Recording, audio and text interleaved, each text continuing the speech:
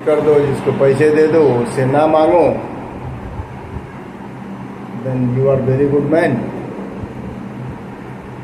यार दोस्त रिश्तेदार भी पैसा ना दो मुँह बुलाकर बैठ जाते हैं, बात करना बंद कर देते हैं, नहीं तो इतना हालचाल पूछेंगे कि।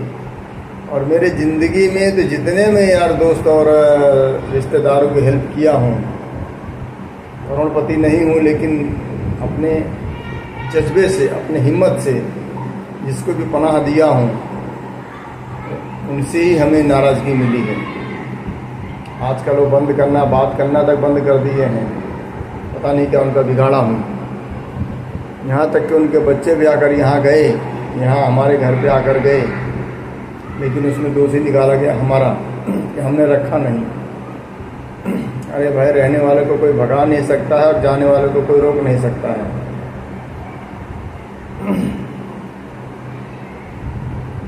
और एक विनम्र विनती है, हैदराबाद में जो जंगल की सफाई हो रही है, एक वीडियो में उन सब नुमाइंदों तक पहुंचाना चाहता हूं यूट्यूब के माध्यम से कि हमने सुना हो कि वहाँ कोई बिल्डिंग का प्रोजेक्ट बहुत बड़ा बनने वाला है। ये बताइए, जब आपको पता है हमारे देश पर पूरे विश्व की नज़र है कि सारे विश्व में भूकंप आ रहा, तहलका मच रहा, ज़मीन फट रही है, दरारें आ रही है, आग लग रहा है, ज्वालामुखियाँ फट रही है, हर चीज़ हो रहा है, बाढ़ आ रहा है।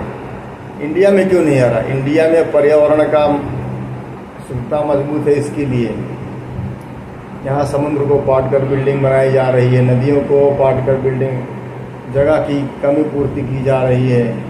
इलाहाबाद में देखिए, नदी किनारे कितने सारे बिल्डिंग बन गए महलों पर, लेकिन जब पानी भरता है तो 2-2, 3-3 महला डूब जाता है। अरे भाई, ऐसी जगह घर बनाओ, गंगा जी को क्यों तकलीफ दे रहे हो आप? हाँ, वो बेशुमार ताकतों की मालकिन है और शक्तियाँ हैं, शक्तियों से मत टकराओ, चूर चूर हो जाओगे। मैं कहता हूँ, अगर बिल्डिंग का प्रोजेक्ट है तो आप पर्यावरण को तकलीफ क्यों दे रहे हैं? ऑक्सीजन मिलता है, समय पर मानसून आता है, हैं? आप मानसून नहीं ला सकते हो, आपके अंदर वो, आपके वैज्ञानिक में क्षमता नहीं है, आप ईश्वर को नहीं बदल सकते। कुदरत को बदलना ही सबसे बड़ी मूर्खता है। आज हमारा साइंस इतने हो गया कि लोग यहाँ पे धरती पे ज़मीन कम पड़ रहा है तो जाके वहाँ चांद पर ज़मीन खरीद रहे हैं। बताइए, इतने हमारे यहाँ पैसे वाले हैं हमारे देश में, इनको यहाँ भारत देश में ज़मीन कम पड़ रही है।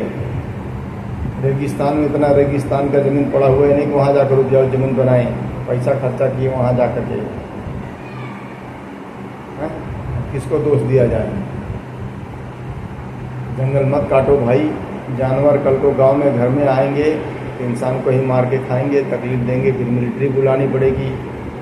मतलब एक गलत काम करने के लिए, उसको बचाने के लिए 10 गलत और करना पड़ेगा।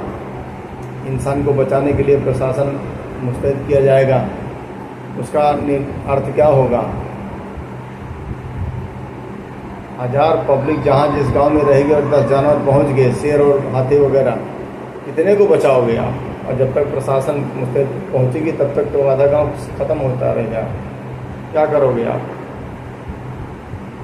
वैसे कलयुग का चरण चालू है और आप लोग धन बटोरने में लगे हो। कितना धन किसको चाहिए? क्या कोई लेके जाता है साथ में? अरे आदमी ऐसे पैदा होता है, ऐसे जाता है, थोड़ी तो शर्म करो। और किसको उजाड़ रहे हो? क्यों उजाड़ रहे हो? आपने एक गिलास पानी कभी वहाँ पहुँचवाया है? किसी पेड़ की जड़ में डलवाया है? हैं? बताइए, एक पेड़ में हम पानी डाल नहीं सकते और कुदरत ने हमें दिया है तो हम उसको नष्ट करने में लगे हैं। बिल्डिंग बनाना है, सब कुछ नहीं काम देता। देखते हो भूकंप आता है तो बिल्डिंग 2 मिनट में गिर जाती है और उसके अंदर दब जाते हैं लोग।